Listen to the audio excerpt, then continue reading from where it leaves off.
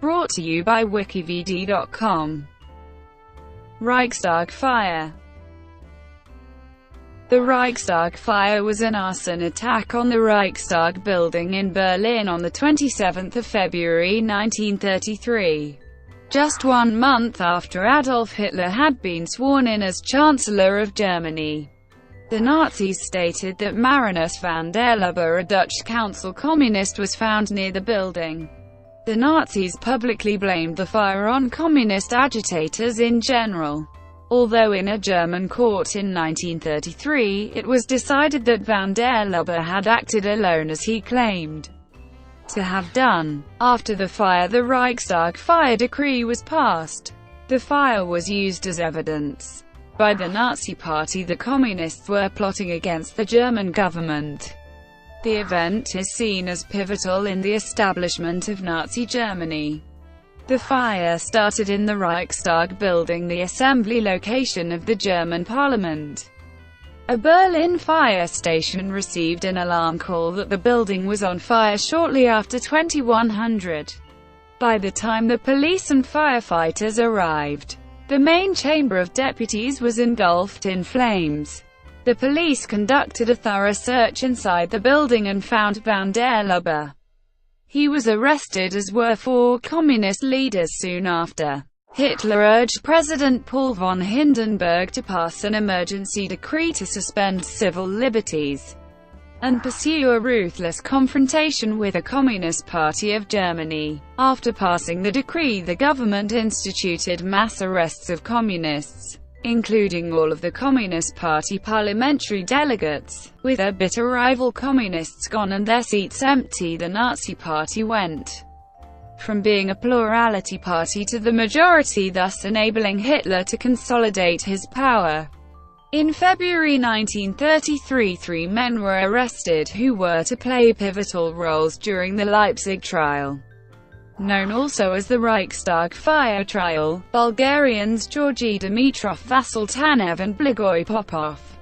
The Bulgarians were known to the Prussian police as senior Comintern operatives, but the police had no idea how senior they were. Dimitrov was head of all Comintern operations in Western Europe. The responsibility for the Reichstag fire remains an ongoing topic of debate and research. Historians disagree as to whether van der Lubbe acted alone, as he said, to protest the condition of the German working class. The Nazis accused the Comintern of the act. Some historians endorsed the theory initially proposed by the Communist Party, that the arson was planned and ordered by the Nazis as a false flag operation. Prelude. Hitler was sworn in as Chancellor and head of the coalition government on 30 January 1933. As Chancellor, Hitler asked German President Paul von Hindenburg to dissolve the Reichstag and call for a new parliamentary election. The date set for the elections was 5 March 1933.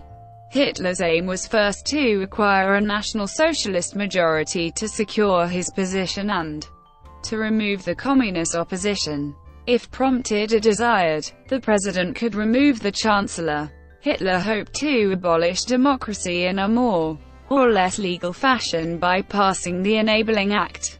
The Enabling Act was a special law that gave the Chancellor the power to pass laws by decree, without the involvement of the Reichstag. These special powers would remain in effect for 4 years, after which time they were eligible to be renewed. Under the Weimar Constitution, the president could rule by decree in times of emergency using Article 48. The unprecedented element of the Enabling Act was that the Chancellor possessed the powers. An Enabling Act was only supposed to be passed in times of extreme emergency, and had only been used once in 1923-24 when the government used an Enabling Act to end hyperinflation. To pass an Enabling Act, a party required a vote by a 2/3 majority in the Reichstag. In January 1933, the Nazis had only 32% of the seats. During the election campaign, the Nazis alleged that Germany was on the verge of a communist revolution and that the only way to stop the communists was to pass the Enabling Act. The message of the campaign was simple: increase the number of Nazi seats so that the Enabling Act could be passed, to decrease the number of opposition members of parliament who could vote against the Enabling Act. Hitler planned to ban the Kommunistische Partei Deutschlands, which, at the time, held 17% of the seats after the elections and before the new Reichstag convened. Fire.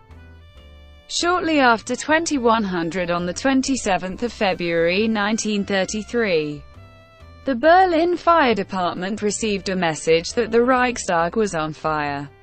Despite the best efforts of the firefighters, most of the building was gutted by the blaze. By 23:30 the fire was put out.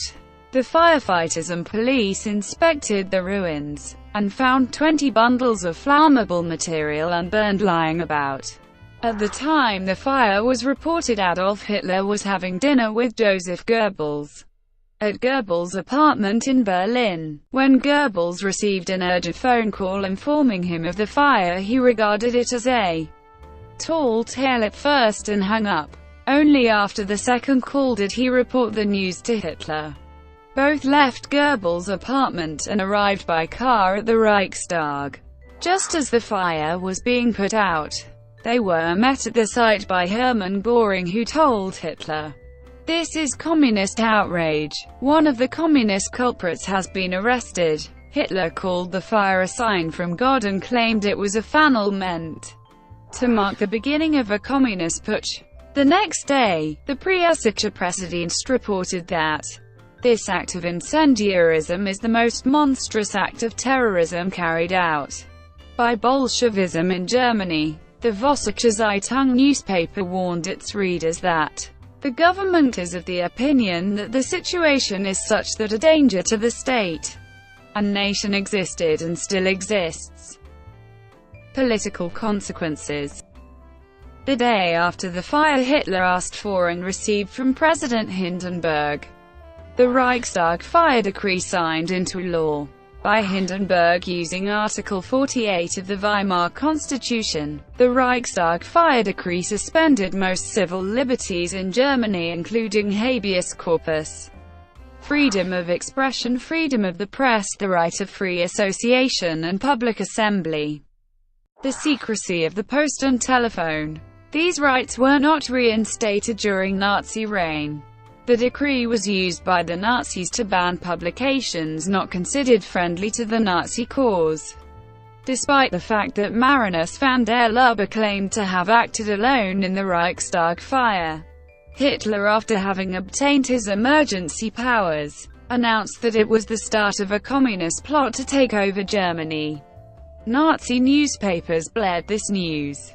This sent the Germans into a panic and isolated the communists further among the civilians. Additionally, thousands of communists were imprisoned in the days following the fire on the charge that the party was preparing to stage a putsch. Speaking to Rudolf Diels about communists during the Reichstag fire, Hitler said, "These subhumans do not understand how the people stand at our side, in their mouse holes out of which they now want to come.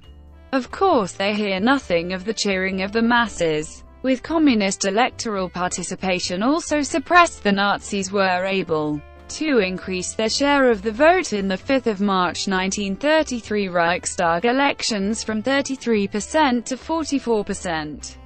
This gave the Nazis and their allies, the German National People's Party, a majority of 52% in the Reichstag. While the Nazis emerged with a majority, they fell short of their goal, which was to win 55% of the vote that year.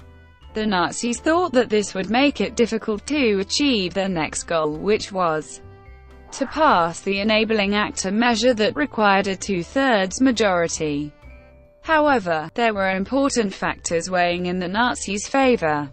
These were the continued suppression of the Communist Party and the Nazis' ability to capitalize on national security concerns. Moreover, some deputies of the Social Democratic Party were prevented from taking their seats in the Reichstag due to arrests and intimidation by the Nazi SA. As a result, the Social Democratic Party would be underrepresented in the final vote tally. The Enabling Act, which gave Hitler the right to rule by decree, passed easily on 23 March 1933. It garnered the support of the right-wing German National People's Party, the Centre Party, and several fragmented middle-class parties. This measure went into force on 27 March and, in effect, made Hitler dictator of Germany. The Kroll Opera House, sitting across the Königsplatz from the burned-out Reichstag building, functioned as the Reichstag's venue for the remaining 12 years of the Third Reich's existence. Reichstag Fire Trial. In July 1933, Marinus van der Lubbe, Ernst Torgler, Georgy Dimitrov, Blagoy Popov, and Vasil Tanev were indicted on charges of setting the Reichstag on fire. From 21 September to 23 December 1933, the Leipzig trial took place and was presided over by judges from the German Supreme Court, the Reichsgericht. This was Germany's highest court. The presiding judge was Judge Dr. Wilhelm Berger of the 4th Criminal Court of the 4th Penal Chamber of the Supreme Court. The accused were charged with arson and with attempting to overthrow the government.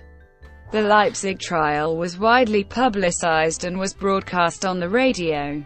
It was expected that the court would find the communists guilty on all counts and approve the repression and terror exercised by the Nazis against all opposition forces in the country. At the end of the trial, however, only van der Lubbe was convicted while his fellow defendants were found not guilty. In 1934, van der Lubbe was beheaded in a German prison yard.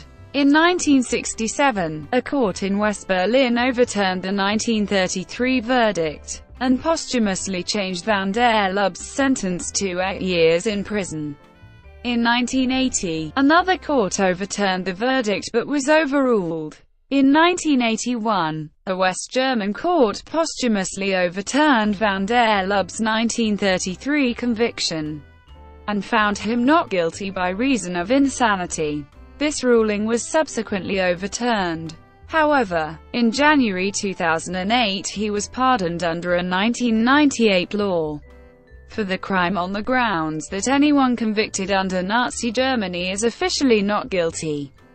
The law allows pardons for people convicted of crimes under the Nazis, based on the idea that the laws of Nazi Germany went against the basic ideas of justice. The trial began at 8:45 on the morning of 21 September with van der Lubbe testifying. Van der Lubbe's testimony was very hard to follow as he spoke of losing his sight in one eye and wandering around Europe as a drifter, and that he had been a member of the Dutch Communist Party which he quit in 1931, but still considered himself a communist. Georgy Dimitrov began his testimony on the third day of the trial. He gave up his right to a court-appointed lawyer and defended himself successfully. When warned by Judge Berger to behave himself in court, Dimitrov stated, "Herr President, if you were a man as innocent as myself and you had passed 7 months in prison, 5 of them in chains night and day, you would understand it if one perhaps becomes a little strained." During the course of his defense, Dimitrov claimed that the organizers of the fire were senior members of the Nazi Party and frequently verbally clashed with Göring at the trial. The high point of the trial occurred on 4 November 1933 when Göring took the stand and was cross-examined by Dimitrov. The following exchange took place. In his verdict, Judge Berger was careful to underline his belief that there had in fact been a communist conspiracy to burn down the Reichstag, but declared, with the exception of van der Lubbe, there was insufficient evidence to connect the accused to the fire or the alleged conspiracy. Only van der Lubbe was found guilty and sentenced to death. The rest were acquitted, and were expelled to the Soviet Union, where they received a heroic welcome. The one exception was Torgler, who was taken into protective custody by the police until 1935. After being released, he assumed a pseudonym and moved away from Berlin. Hitler was furious with the outcome of this trial. He decreed that henceforth treason, among many other offences, would only be tried by a newly established People's Court.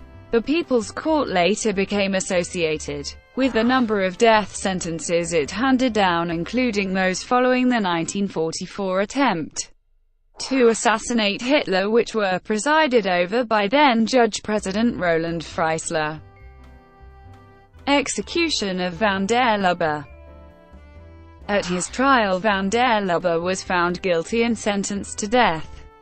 He was beheaded by guillotine on 10 January 1934, 3 days before his 25th birthday. The Nazis alleged that van der Lubbe was part of the communist conspiracy to burn down the Reichstag and seize power, while the communists alleged that van der Lubbe was part of the Nazi conspiracy to blame the crime on them. Van der Lubbe, for his part, maintained that he acted alone to protest the condition of the German working class. Dispute about van der Lubbe's role in the Reichstag fire. According to A.C. and Kershaw in Hitler 1889-1936, Hubris, written in 1998, the consensus of nearly all historians at the time of writing was that van der Lubbe did set the Reichstag on fire, and that it was generally believed that he acted alone, and that the Reichstag fire was merely a stroke of good luck for the Nazis. Although van der Lubbe was certainly an arsonist and clearly played a role, there has been considerable popular and scientific debate over whether he acted alone. The case is still discussed. It is alleged that the idea he was a half-wit or mentally disturbed was propaganda spread by the Dutch Communist Party to distance themselves from an insurrectionist anti-fascist who was once a member of the party and took action where they failed to do so. Hans Mommsen concluded that the Nazi leadership was in a state of panic on the night of the Reichstag fire, and they seemed to regard the fire as confirmation that a communist revolution was as imminent as they said it was. British reporter Sefton Delmer witnessed the events of that night, and his account of the fire provides a number of details. Delmer reports Hitler arriving at the Reichstag and appearing uncertain how it began, and concerned that a communist coup was about to be launched. Delmer viewed van der Lubbe as being solely responsible, but that the Nazis sought to make it appear to be a communist gang who set the fire, whereas the communists sought to make it appear that van der Lubbe was working for the Nazis, each side constructing a plot theory in which the other was the villain. In private, Hitler said of the chairman of the Communist Party, Ernst Torgler, "I'm convinced he was responsible for the burning of the Reichstag, but I can't prove it." In 1960, a West German SPD public servant and part-time historian published a series of articles in Der Spiegel, later turned into a book, in which he argued that van der Lubbe acted alone. Tobias was widely attacked for his articles, which showed that van der Lubbe was a pyromaniac with a long history of burning down buildings, or attempting to burn down buildings. Tobias established that van der Lubbe attempted to burn down several buildings in the days prior to the 27th of February. In March 1973, the Swiss historian Walter Hofer organized a conference intended to rebut the claims made by Tobias. At the conference, Hofer claimed to have found evidence that some of the detectives who investigated the fire had been Nazis. Mommsen commented on Hofer's claims by stating, "Professor Hofer's rather helpless statement that the accomplices of van der Lubbe could only have been Nazis is tacit admission that the committee did not actually obtain any positive evidence in regard to the alleged accomplice's identity. Mommsen also had a counter-study supporting Hofer, which was suppressed for political reasons, an act that he admits was a serious breach of ethics. In 1946, Hans Gisevius, a member of anti-Hitler resistance within the German government, and former member of the Gestapo Abwehr and Foreign Ministry, indicated his supposition that the Nazis were the arsonists. Gisevius posits that Karl Ernst, by order of possibly Goebbels, collected a commando of SA men headed by Hans-Georg Heine Gewehr, who set the fire. Among them was a criminal named Rahl, who later made a confession before he was murdered by the Gestapo. Almost all participants were murdered in the Night of the Long Knives. Gewehr survived this purge, but was later reported inaccurately to have died in the war. Gewehr actually lived until 1976, and was involved in much of the post-war controversy about the origins of the fire. New work by Bahar and Kugel as of 2001 has revived the theory that the Nazis were behind the fire. It uses Gestapo archives held in Moscow and available to researchers only since 1990. They argue that the fire was almost certainly started by the Nazis, based on the wealth of circumstantial evidence provided by the archival material. They say that a commando group of at least 3 and at most 10 SA men led by Hans-Georg Gewehr set the fire using self-lighting incendiaries, and that van der Lubbe was brought to the scene later. Der Spiegel published a 10-page response to the book, arguing that the thesis that van der Lubbe acted alone remains the most likely explanation. 2014 study rejects the possibility of a single perpetrator, van der Lubbe, as he had neither time nor appropriate resources for a successful arson. Göring's commentary. In The Rise and Fall of the Third Reich, William L. Shirer wrote that at Nuremberg, General Franz Halder stated in an affidavit that Hermann Göring boasted about setting the fire on the occasion of a lunch on the Führer's birthday in 1943. The people around the Führer turned the conversation to the Reichstag building and its artistic value. I heard with my own ears how Göring broke into the conversation and shouted, "The only one who really knows about the Reichstag building is I, for I set fire to it," and saying this he slapped his thigh. Under cross-examination at the Nuremberg trial in 1945, Göring was read Halder's affidavit and denied he had any involvement in the fire, characterizing Halder's statement as utter nonsense. Göring stated, "I had no reason or motive for setting fire to the Reichstag. From the artistic point of view, I did not at all regret that the assembly chamber was burned. I hoped to build a better one. But I did regret very much that I was forced to find a new meeting place for the Reichstag, and not being able to find one, I had to give up my Kroll Opera House for that purpose. The opera seemed to me much more important than the Reichstag." Counter-trial organized by the German Communist Party. During the summer of 1933, a mock counter-trial was organized in London by a group of lawyers, Democrats and other anti-Nazis under the aegis of German communist émigrés. The chairman of the mock trial was Labour barrister D.N. Pritt KC, and the chief organizer was the KPD propaganda chief Willy Munzenberg. The other judges were Mr. Piet Vermeulen of Belgium, George Branting of Sweden, Maitre Vincent Amoro Giafferi, and Maitre Gaston Bergery of France, Betsy Bakkenort of the Netherlands, Vald Hvidt of Denmark, and Arthur Garfield Hayes of the United States. The mock trial began on the 21st of September 1933. It lasted 1 week and ended with the conclusion that the defendants were innocent, and the true initiators of the fire were to be found amid the leading Nazi party elite. The counter-trial received much media attention, and Sir Stafford Cripps delivered the opening speech. Göring was found guilty at the mock counter-trial.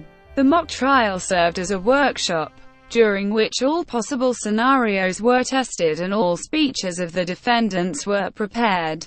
Most of the judges, such as Hayes and Moro-Giafferi, complained that the atmosphere at the counter-trial was more like a show trial, with Munzenberg constantly applying pressure behind the scenes on the judges to deliver the right verdict without any regard for the truth. One of the witnesses, a supposed SA man, appeared in court wearing a mask and claimed that it was the SA that really set the fire. In fact, the SA man was Albert Norden, the editor of the German communist newspaper Rote Fahne. Another masked witness, whom Hayes described as not very reliable, claimed that van der Lubbe was a drug-addicted homosexual who was the lover of Ernst Röhm, and a Nazi dupe. When the lawyer for Ernst Torgler asked the mock trial organizers to turn over the evidence exonerating his client, Munzenberg refused the request because he lacked any evidence to exonerate a convict anyone of the crime. The counter-trial was an enormously successful publicity stunt for the German communists. Munzenberg followed this triumph with another by writing under his name, the best-selling The Brown Book of the Reichstag Fire and Hitler Terror, an exposé of what Munzenberg alleged to be the Nazi conspiracy to burn down the Reichstag, and blame the act on the communists. The success of the Brown Book was followed by another bestseller published in 1934, again ghost-written by Katz. The Second Brown Book of the Reichstag Fire and the Hitler Terror. The Brown Book was divided into three parts. The first part, which traced the rise of the Nazis, portrayed the KPD as the only genuine anti-fascist force in Germany, and featured a bitter attack on the SPD, formed from dissidents within the SPD. The KPD led the communist uprisings in the early Weimar period, which the SPD crushed. The Brown Book labeled the SPD social fascists, and accused the leadership of the SPD of secretly working with the Nazis. The second section deals with the Reichstag fire, which is described as a Nazi plot to frame the communists, who are represented as the most dedicated opponents of Nazism. The third section deals with the supposed puppet masters behind the Nazis. As archetype, the term Reichstag fire is used by some writers to denote a calamitous event staged by a political movement orchestrated in a manner that casts blame on their opponents, thus causing the opponents to be viewed with suspicion by the general public. This is sometimes known as a false flag attack when the event itself is caused by proponents of a political movement to falsely accuse their opponents. In modern histories, the destruction of the palace of Diocletian at Nicomedia has been described as a 4th century Reichstag fire used to justify an extensive persecution of Christians. According to Lactantius, that might urge Diocletian to excessive cruelty and persecution. He employed private emissaries to set the palace on fire, and some part of it having been burnt, the blame was laid on the Christians as public enemies, and the very appellation of Christian grew odious on account of that fire. Tacitus' account of the burning of Rome involved similar allegations. Brought to you by WikiVidi.com. Would you like to know more?